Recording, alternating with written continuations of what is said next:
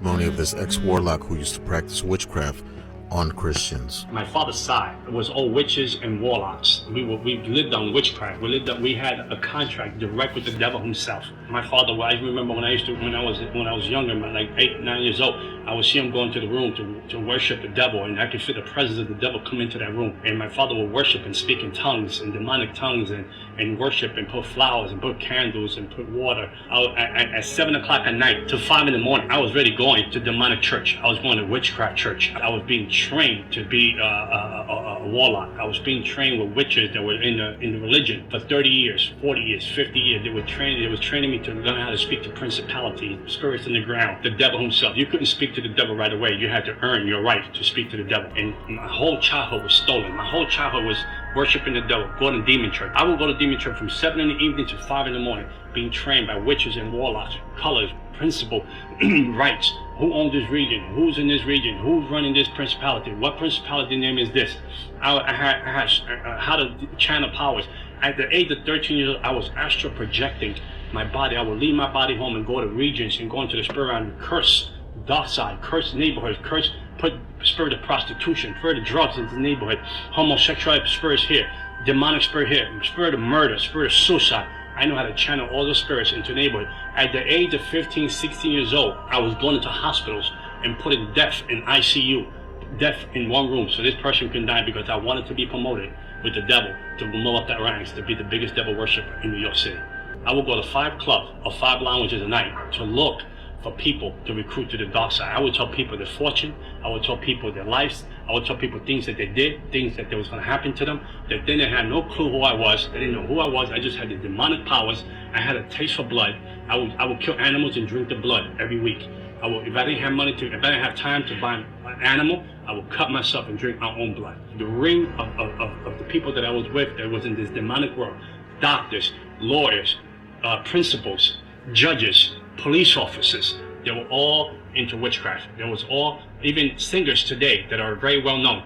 I would move principalities from that region to control demons on the ground, to operate the church, to cut down the church, to cut down the growth of the church, to cut down the opportunity for people to get saved. I would be drunk. I'd come out of a club and I would have demon possessed, drunk. I would stand in the middle of the street and say to God, come down. You want some of this? You want me to slap in your face? You want me to spit in your face? You come and mess with me. If I tell you I was going to kill you in 30 days, you prepare your funeral. You was going to die in 30 days. I don't care who you were. I don't care who you knew. I don't care what you call yourself. If you were Catholic and you say you were a Christian and you say you were a believer, I was going to kill you unless you had a real relationship with Jesus Christ. And the lady that lived downstairs, she came up to me. She told me, my husband is cheating. I want you to kill the woman that she's cheating with. Put a witchcraft spell on her and kill her. How much you charge me? I said, well, come back. I'm going to speak to the devil, my daddy, and I'll let you know. Come back in a couple of days. So the lady came back. The devil told me what to buy. He said, buy a coffin box, buy 21 black candles, buy an image of the lady, put it in the box, to do the witchcraft, to kill this lady. So we were going to do her for 21 days. She was going to die. After 21 days, we were going to do her funeral. So when the lady came to me, I said, I'm going to charge you $10,000, I told her, to kill the lady. She said, sure. She said, I tell you what, I know you. You've been good to me. I go to your house parties. Give me $7,000. I'll give you 30% off. I said, I'll kill her. Give me 30%. I'd take 30% off the 10. Give me 7,000.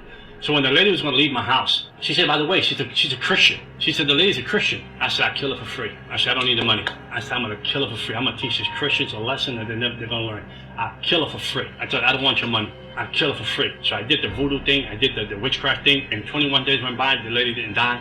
A month went by. The lady didn't die. And I was like, wow, what's going on? I mean, my reputation's on line. So I called the devil, I called the demons that was signed. I increased the witchcraft.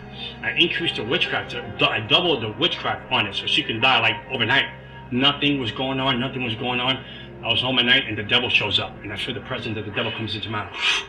And then the devil told me, we have to abort the plan of the lady that you want to kill. And I said, why would we want to abort the plan? My reputation on the line. I'm a witch. I'm a warlock. If I don't kill the lady, they're going to think that I don't have any powers. The devil said, you don't understand. The God that she serves said, don't leave her alone. Don't touch her. And I said, who's this God? She said, the God that she serves. So I was so angry. I said, no, let's get 1 more week. Let's kill her. And he said, no, the God that she serves said, leave her alone. From the witchcraft that I did to the lady, she should have been dead in less than 21 days. We had a book in New York, in America. I was the 3rd person to get this book that has symbols of the book, of different demons, of different principalities. a different way of telling people through witchcraft. And this book was so, no one had a copy of this book. You couldn't have a copy of this book unless the devil signed off on it. And I was the third person that received that book. And I would take symbols from that book and do witchcraft to people and put people and make people lose their mind. I put witchcraft on people, make people get diseases out of nowhere. I put witchcraft on people, make people get leprosy. I put witchcraft on people, make people get cancer. I mean, I did witchcraft to people. I gave people miscarriages. I gave people abortions. I put people in hospitals for surgeries that didn't even have to go surgeries. I did witchcraft so people can lose their minds. I put spirits of bipolar, schizophrenia. I put spirits of disease on people. I put suicide spirits on people. I'd be up all night long praying and talking to the devil. When Christians can't even pray for one another. The spirit realm is more real than the natural realm. And we fail to see that. And whatever's not covered with Jesus Christ is an easy target to bring down. Like the atheists, I can kill them easily. They were easy to kill. The Jehovah's Witnesses were easy to destroy. Moment out of it was easy to destroy. The people that will walk around and say we don't believe in the devil, they were easy to destroy because they will not seek any spiritual help. I brought Christians to their knees, not to prayer, because they had no power. It wasn't because if God wasn't all powerful. Don't get me wrong. Because if God was all powerful, the vessel was weak. The vessel had no prayer life, the prayer had no fasting life, and it had no relationship with God. There was a form of godliness in the person, but no power. The person was weak. The person had nothing going. He had a Bible, he had the right suit on, she had the right dress on, but there was no connection with Jesus Christ. Because he was out of his will, he was out of his promises, and he was out of his divine purpose. And I had you, I owned you, I had you as a slave. I broke you, I put witchcraft on you. I kept going after Christian after Christian after Christian after families, after churches. I chased everything down that represented the cross of Jesus Christ. For we wrestle not against flesh and blood, but against principalities, against powers, against the rulers of the darkness of this world, against spiritual wickedness in high places. For though we walk in the flesh, we do not war after the flesh. For the weapons of our warfare are not carnal, but mighty through God to the pulling down of strongholds. Therefore, put on the complete armor of God, so that you'll be able to resist and stand your ground in the evil day. And having done everything, to stand firm. So stand firm and hold your ground, having tightened the wide band of truth around your waist, and having put on the breastplate of righteousness, and having strapped on your feet the gospel of peace in preparation. Above all, lift up the shield of faith, which you can extinguish all the flaming arrows of the evil one, and take the helmet of salvation and the sword of the Spirit, which is the word of God. With all prayer and petition, pray at all times in the Spirit, and with this in view, stay alert with all perseverance and petition for all God's people. Check out